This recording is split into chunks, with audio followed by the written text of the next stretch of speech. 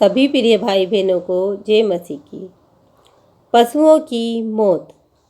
निर्गमन अध्याय 9। फिर यहोवा ने मूसा से कहा, फिरौन के पास जाकर कह, इब्रियों का परमेश्वर यहोवा तुझसे इस प्रकार कहता है कि मेरी प्रजा के लोगों को जाने दे कि मेरी उपासना करें, और यदि तू उन्हें जाने ना दे और अब भी पकड़े रहे तो सुन, तेरे जो घोड़े, गधे, ऊंट, गाय, बैल, भेड़, बकरी आदि पशु मैदान में हैं, उन पर यहोवा का हाथ ऐसा पड़ेगा कि बहुत भारी मरी होगी।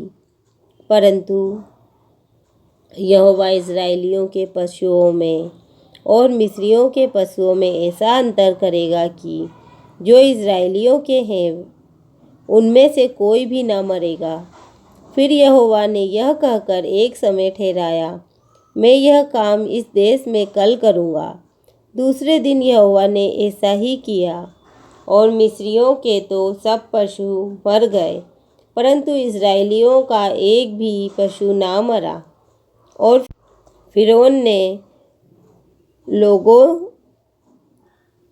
को भेजा, पर इस्राएलियों के पशुओं में से एक भी नहीं मरा था। तो भी फिरौन का मन कठोर हो गया और उसने उन लोगों को जाने ना दिया।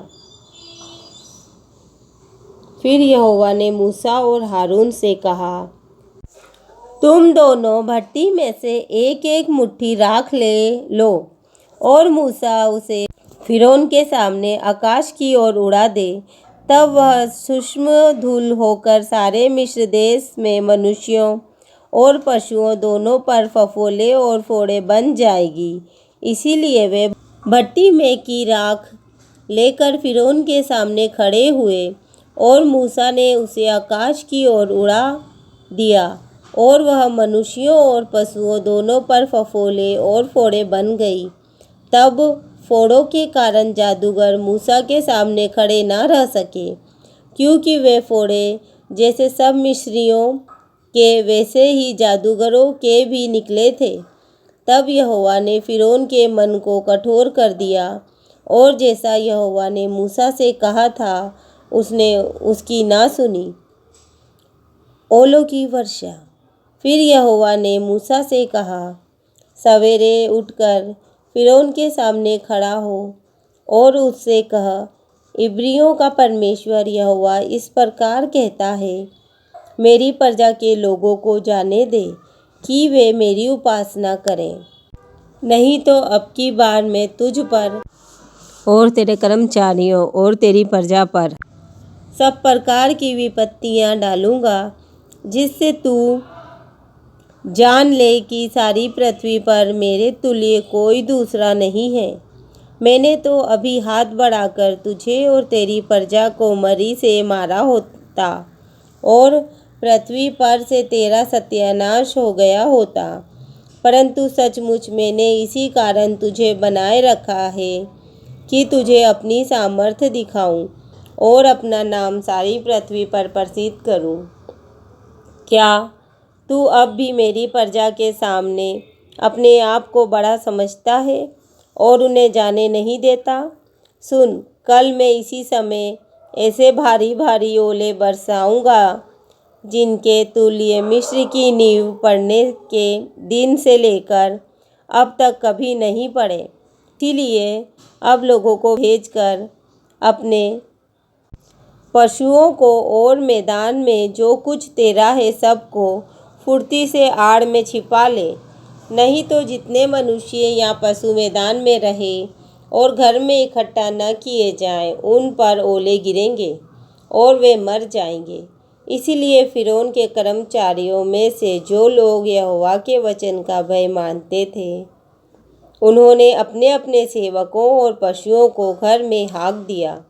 पर जिन्होंने यहोवा के वचन पर मन न लगाया, उन्होंने अपने सेवकों और पशुओं को मैदान में रहने दिया। तब यहोवा ने मूसा से कहा, अपना हाथ आकाश की ओर बढ़ा कि सारे मिस्र देश के मनुष्यों पशुओं और खेतों की सारी उपज पर ओले गिरे। तब मूसा ने अपनी लाठी को आकाश की ओर उठाया और यहोवा की सामर्थ्य से मेघ गरजने और ओले बरसने लगे और आग पृथ्वी तक आती रही।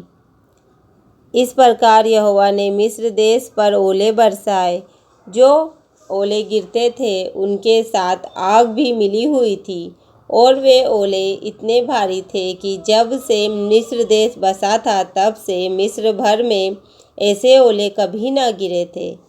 इसीलिए मिस्र भर के खेतों में क्या मनुष्य क्या पशु जितने थे सब ओलों से मारे गए, और ओलों से खेत की सारी उपज नष्ट हो गई, और मैदान के सब वृक्ष भी टूट गए।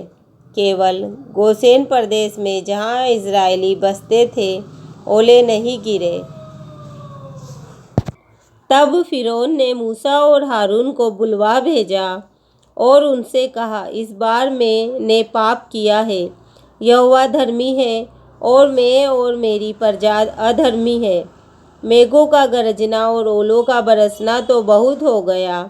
अब यहोवा से विनती करो, तब मैं तुम लोगों को जाने दूंगा और तुम ना रोके जाओगे।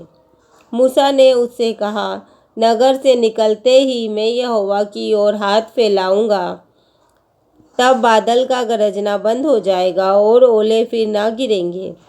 इससे तू जान लेगा कि पृथ्वी यहोवा ही की है।